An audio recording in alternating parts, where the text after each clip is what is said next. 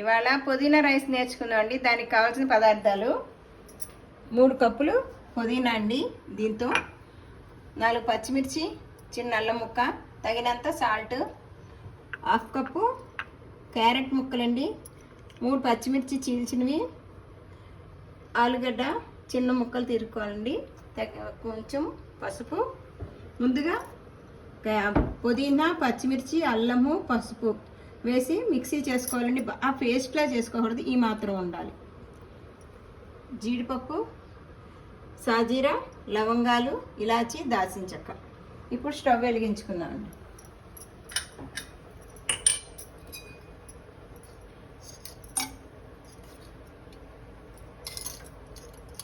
ఒక 5-6 చెంచాలు నూనె వేద్దాము.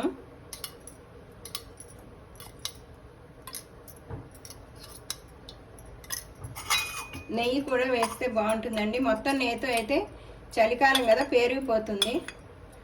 ఒక 4 చెంచాలు నెయ్యి.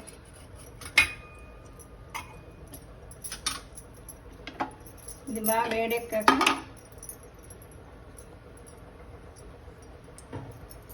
సాజీరా వేసుకుందామండి. ఫస్ట్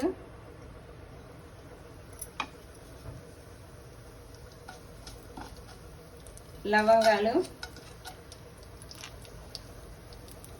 దాల్చిన చెక్క, జీడిపప్పు అండి. ఇది బాక్సుల్లోకి, టిఫిన్ పిల్లలు స్కూల్ బాక్సుల్లోకి, ఆఫీస్ వాళ్ళకి ఈజీగా అవుతుందండి. ముందుగా రైసు నూనె చుక్కేసి గ్లాసుకి 2 గ్లాసులు నీళ్ళు పోసుకొని పులిహారలాగా వండుకుంటే విడివిడిగా వండేసుకొని పెట్టుకోవాలి. పులిహారలాగా రైసు. ఆ తర్వాత ఇది చేసుకొని కలుపుకుంటే చాలా ఈజీగా త్వరగా అయిపోతుందండి బాక్సుల్లోకి. వాటికి టేస్ట్ కూడా బాగుంటుంది. దీనికి కీరా పచ్చడి, పెరుగు పచ్చడి కాంబినేషన్ బాగుంటుంది. ఇదిగోండి గోధుమ కలర్లోకి వచ్చినాయి కదా, క్రీమ్ కలర్లోకి ఇలా చేసేద్దాము. తర్వాత ఆలుగడ్డ,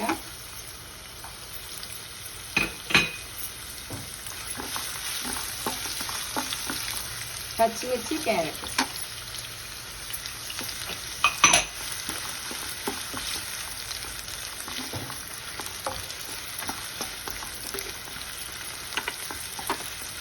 చిటికెడంత పసుపు వేసుకున్నామండి. ఇందాక దాంట్లో వేసాను అని కొంచెం వేసుకుంటే.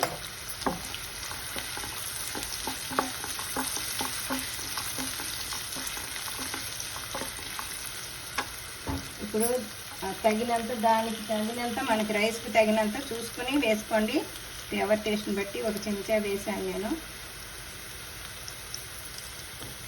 సాల్ట్ ఇది ముందే ఎందుకు వేసానంటే మగ్గుతుంది, కొంచెం చిన్నగా పెద్దగా తరగద్దండి. ఆలు క్యారెట్ బిర్యానీలా అవుతుంది. పుదీనా రైస్కి చిన్నగా తరుక్కుంటే కలర్ఫుల్గా, గ్రీన్గా, ఏర్లో తెల్లగా, గ్రీన్, ఆరెంజ్గా ఉంటుంది. ఇప్పుడు కాస్త ఇలా పెట్టేసుకుందాం మూత.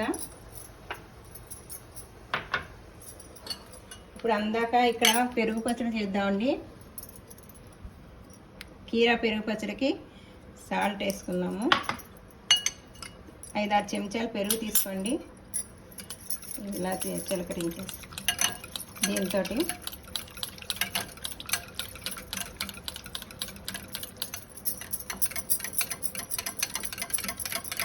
బాగా కలిగేటట్టు చూసుకోవాలి.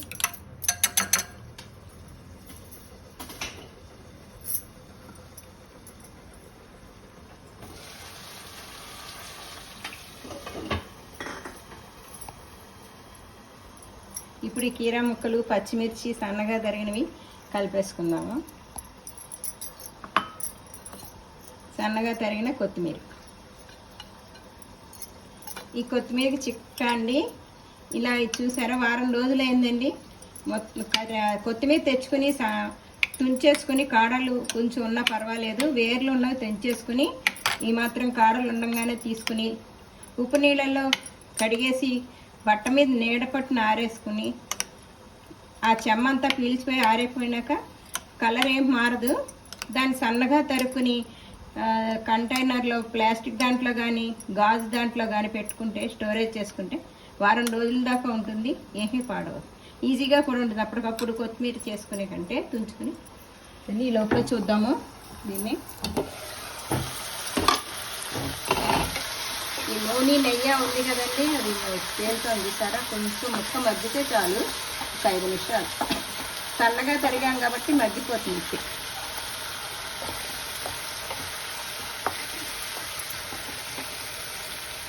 అందుకే సన్నగా తరుపుకోవాలి, అది మగ్గిపోయింది. స్టవ్ ఆపేద్దామండి. స్టవ్ వెలిగించుకొని, సారీ అండి, ఈ పుదీనా వేసేసుకోవాలి. ఈ ముక్క మగ్గాక అప్పుడు పుదీనా, లేకపోతే ఫ్లేవర్ పోతుంది.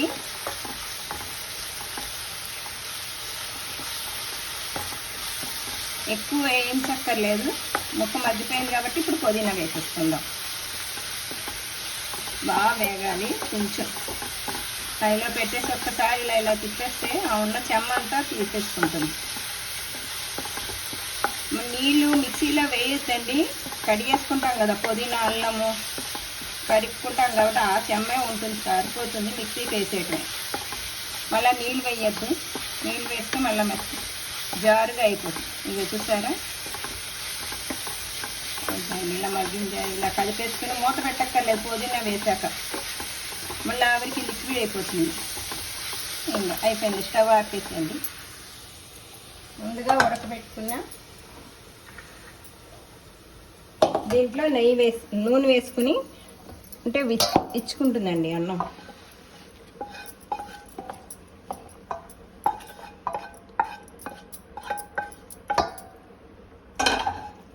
ఇగో చూసారా,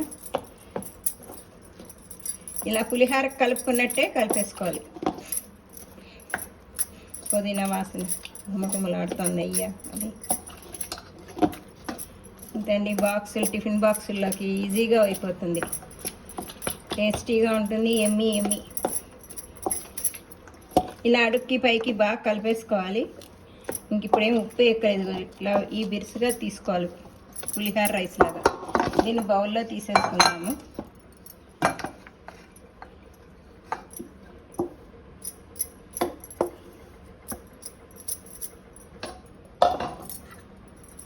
ఇలా గార్నిష్ చేసుకుని ఎవరైనా వచ్చినప్పుడు పెడితే ఎమ్మీగా ఉంటుందండి. మళ్ళా పుదీనా రైసే కావాలంటారు. ఇక చూసారా, చాలా బాగుంది. కీరాతోటి ఇలా అలంకరణ చేసుకోండి.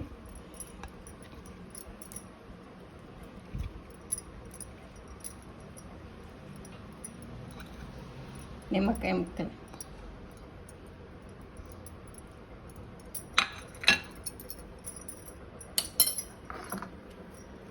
ఇదండి కీరా పెరుగు పచ్చడి, పుదీనా రైస్. షేర్ చేయండి, లైక్ చేయండి, సబ్స్క్రైబ్ చేయండి. Thank you.